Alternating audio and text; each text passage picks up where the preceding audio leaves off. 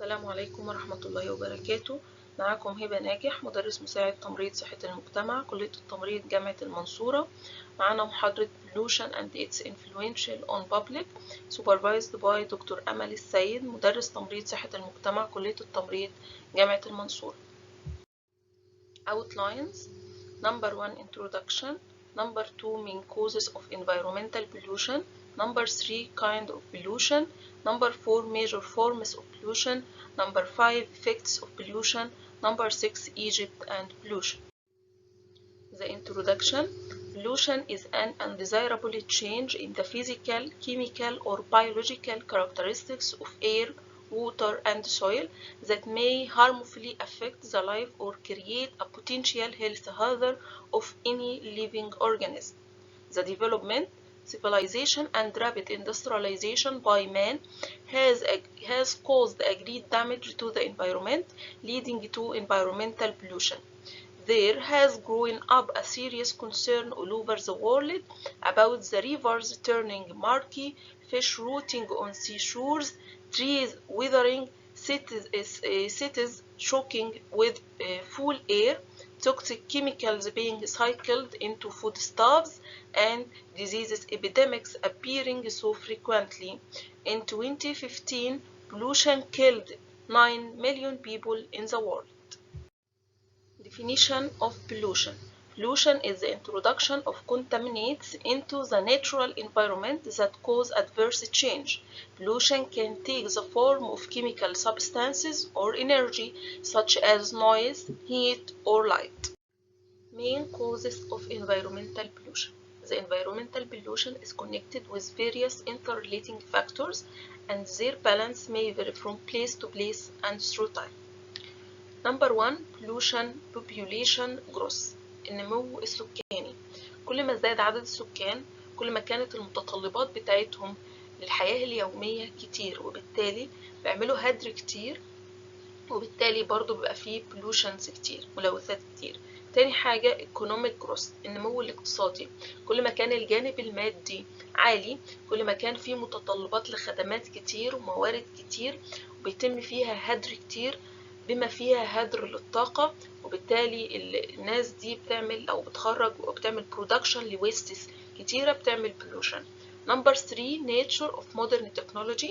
التكنولوجيا الحديثة اللي أنتجت الأسمدة من أجل تخصيب الأراضي الزراعية، السيارات، المواد البتروكيماوية وغيرها. الحاجات دي ليها جانب إيجابي بإن هي حاجة زي المبيدات الحشرية أو الأسمدة الزراعية كويسة علشان النباتات وغيره وغيره، لكن ليها جانب سلبي إن هي بتأثر على البيئة.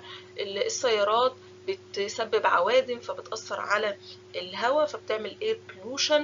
حاجة زي المواد البلاستيكية لما ما بيحصل لهاش ريوز أو ما بيحصل لهاش ريسايكل، الشكل بتاع الديسبوزال بتاعها بيبقى مضر بالبيئة فبيعمل pollution. رابع حاجة deforestation اللي هي إزالة الغابات. الغابات دي هي ممتلكات عامة وليست ممتلكات خاصة، هي حاجة لا تقدر بثمن لأن هي مفيدة جدا لينا، وإلا ما كانش ربنا وجدها على الأرض.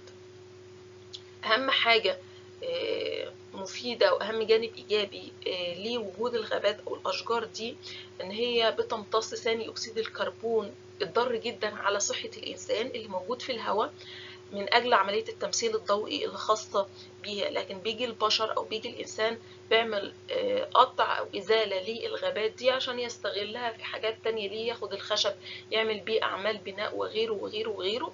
فكل ده بيضر بحياة الإنسان، مش الإنسان بس، ده الطيور والحيوانات والأسماك وغيره وغيره، كل كائن حي موجود على سطح الأرض. Agricultural Development، التطور الزراعي. عشان يحصل فيه توسع في الأراضي الزراعية وإنتاج زراعي كتير بنحتاج إن احنا نستهلك مبيدات وأسمدة زراعية. الحاجات دي مفيدة للمنتج الزراعي لكنها مضرة بالتربة الزراعية. Industrial Development، التطور الصناعي اللي ليه جانب إيجابي إن هو الجانب الاقتصادي بيزيد من الجانب الاقتصادي بالنسبة للمجتمع، لكن المصانع دي أو التوسع الصناعي بيعمل ملوثات أو بيأثر على البيئة بسبب المخلفات بتاعة المصانع، بسبب التلوث بتاعها وغيره. urbanization التحضر، لما بيزيد عدد السكان الناس دي بتسيب الأماكن اللي هي عايشة فيها وبتروح تتوسع في الأماكن أو في المناطق الحضرية. بالإضافة بينمو جنبها كده مناطق عشوائية صغيرة. كل الحاجات دي بتعمل ملوثات لأنهم بيتطلبوا كل ما زاد عدد السكان بيطلب موارد كتير أو استهلاكات كتير. الحاجات دي بتعمل هدر برضو كتير.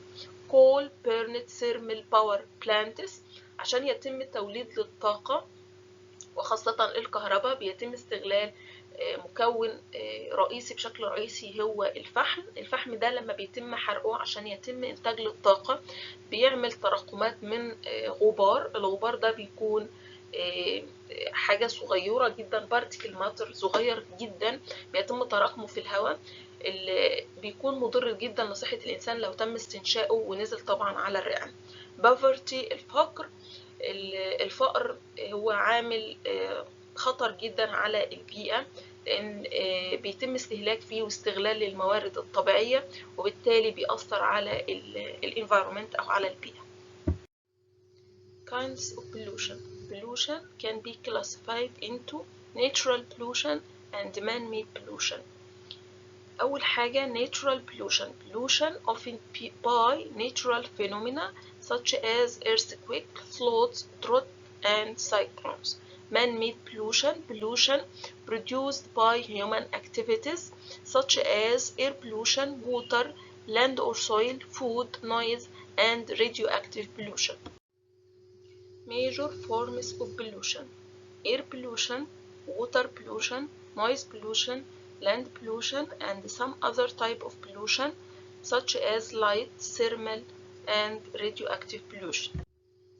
Air pollution, it's the release of chemical and particles in the atmosphere, and WHO reported that in 2014 around 7 million people died, and this figure shows the countries that emit the most air pollution. ايه هي بقى الكلاسيفيكيشن of pollutant الملوثات؟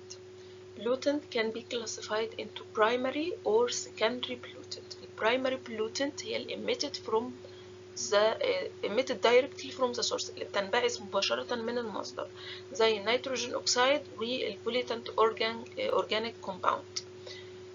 لكن secondary pollutant هي not directly emitted from the source لكنها بتنتج لما ال primary pollutant reacting with each other in the atmosphere.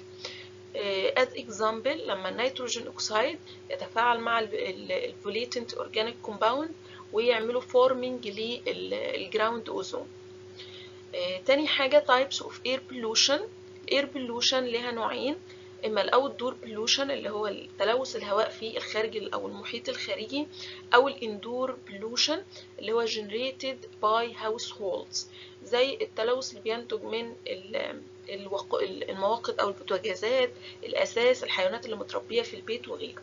طيب بعد كده the main causes of air pollution.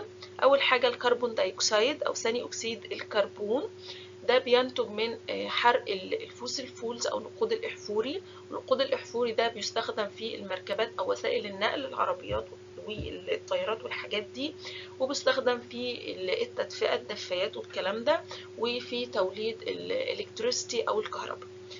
تاني حاجة السلفر دايوكسيد أو ثاني أكسيد الكبريت، وده برضو بينتج من حرق الوقود. هيدروكربونز وده بينتج من محركات البنزين أو محركات الديزل. كلوروفلوروكربونز وده بينتج من انبعاثات لبعض الغازات من الاسبريهات والثلاجات وكده. نيتروجين أكسيد برضو بينتج من حرق الوقود الأحفوري.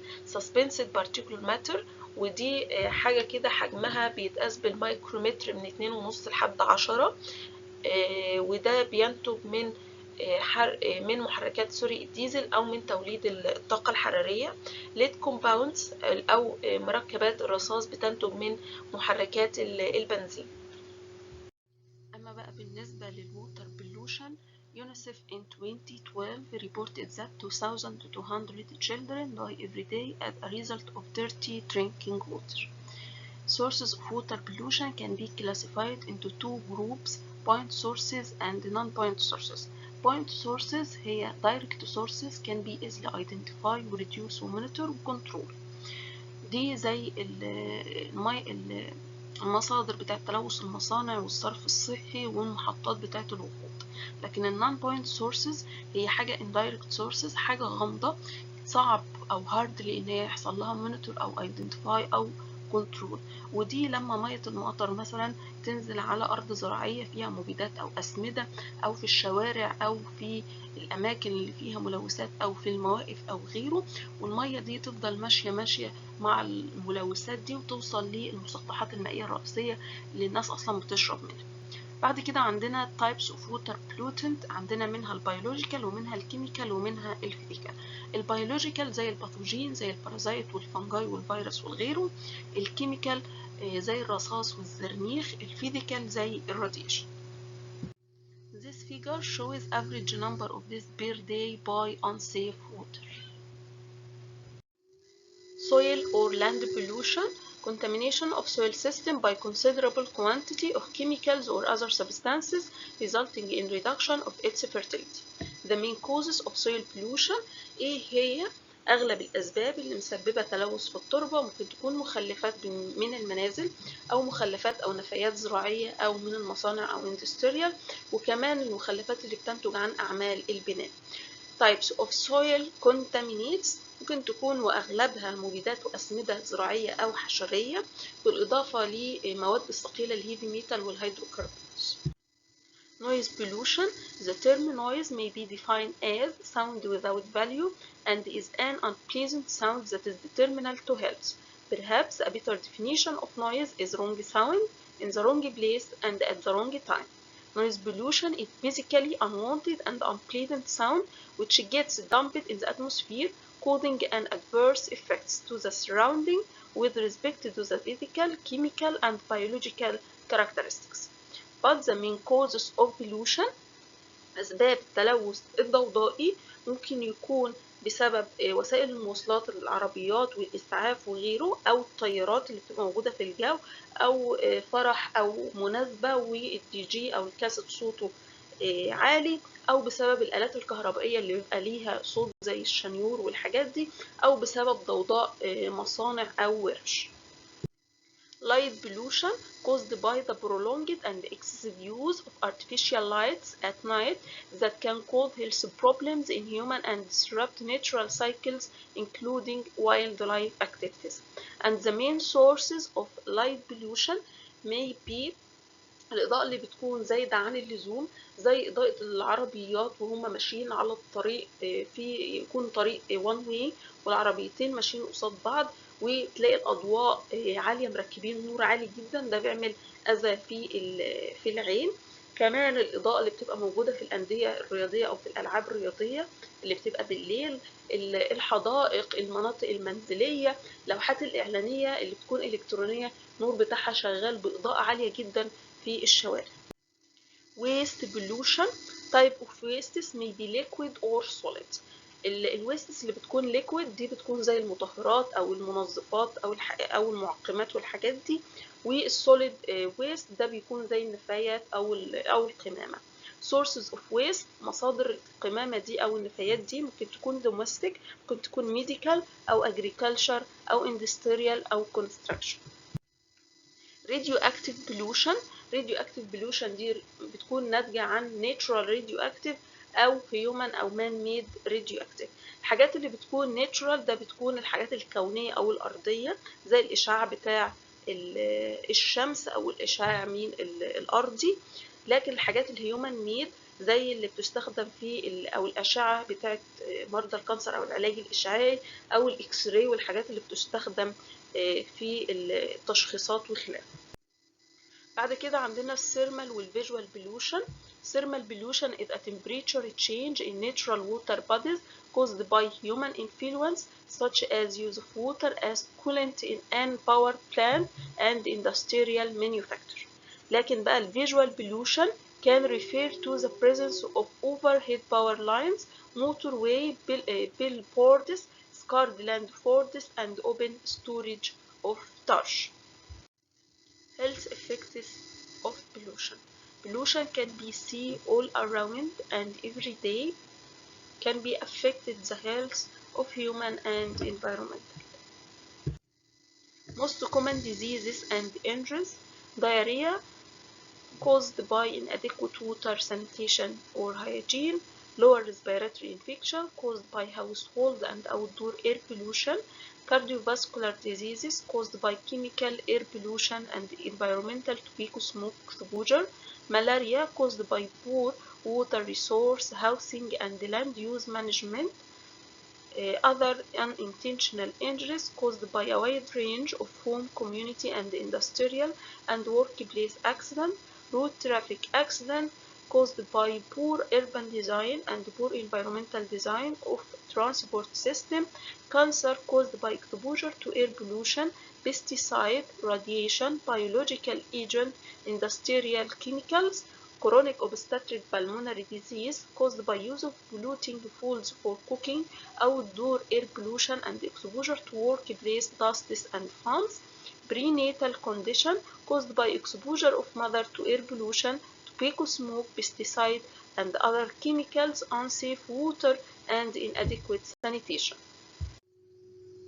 Egypt and pollution. The World Bank in 2019 issued a report about the health effects of ambient air pollution in Greater Cairo and inadequate household drinking water, sanitation, and hygiene nationwide in Egypt.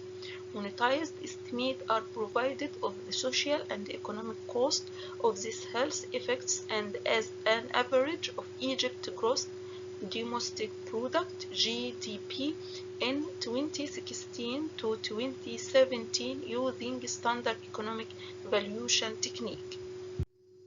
The report finding that 19,200 people died prematurely and over 3 billion days were lived with illness in Egypt in 2017 as a result of ambient particulate matter 2.5, air pollution in Greater Cairo, and inadequate water, sanitation, and hygiene all over Egypt.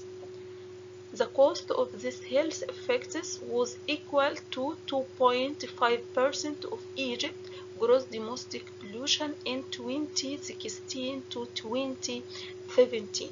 The cost of ambient particulate matter 2.5 air pollution in Greater Cairo was highest, with a central estimate of LE 47 billion, equal to 1.35% of GDP. The cost of inadequate drinking water, sanitation, and hygiene nationwide was LE 39 billion, equal to 1.15% of GDP. However, water-related costs are likely higher because of undetermined exposure to lead, other heavy metals, and chemicals through drinking water. Egypt has been listed among the 10 countries that are threatened by want of water by the year 2025 due to the rapidly increasing pollution. About 97% of Egypt's water resources are from the river Nile. The rest is from winter rain and non-renewable groundwater aquifers. Thank you.